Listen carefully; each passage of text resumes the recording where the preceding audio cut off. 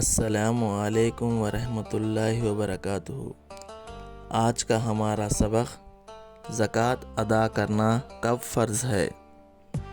زکوٰۃ کا جو نصاب شریعت نے مقرر کیا ہے، اس کے مالک ہونے کے بعد قمری اسلامی تاریخ کے اعتبار سے جس تاریخ کو 1 سال مکمل ہو جائے، اس تاریخ کو زکوٰۃ کی ادائیگی فرض ہو جاتی ہے۔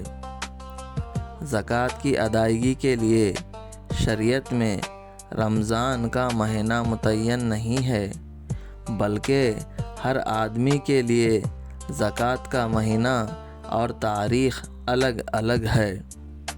جس شخص کے پاس قمری ماہ کی جس تاریخ میں نصاب کے بقدر مال آئے، اس کے لیے ہمیشہ وہی تاریخ زکوٰۃ کے حساب کے لیے متعین رہے گی، لہٰذا وہ شخص اسی تاریخ میں زکوٰۃ ادا کرنے کا اہتمام کرے، رمضان کا انتظار نہ کرے۔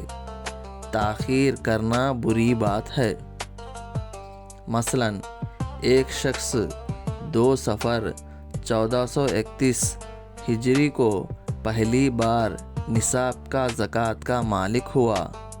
سال کے درمیان مال گھٹتا بڑھتا رہا، لیکن اگلے سال 2 صفر 1432 ہجری کو اس کے پاس نصاب کے بقدر یا اس سے زیادہ مال موجود ہے، تو اس شخص میں اپنی ملکیت میں موجودہ سونا، چاندی، نقد رقم، بینک میں محفوظ رقم، تجارتی پلاٹ، دکان میں موجودی تجارتی سامان وغیرہ سب کی مجموعی قیمت جوڑ کر 2.5% کے لحاظ سے زکوٰۃ ادا کرنا فرض ہے۔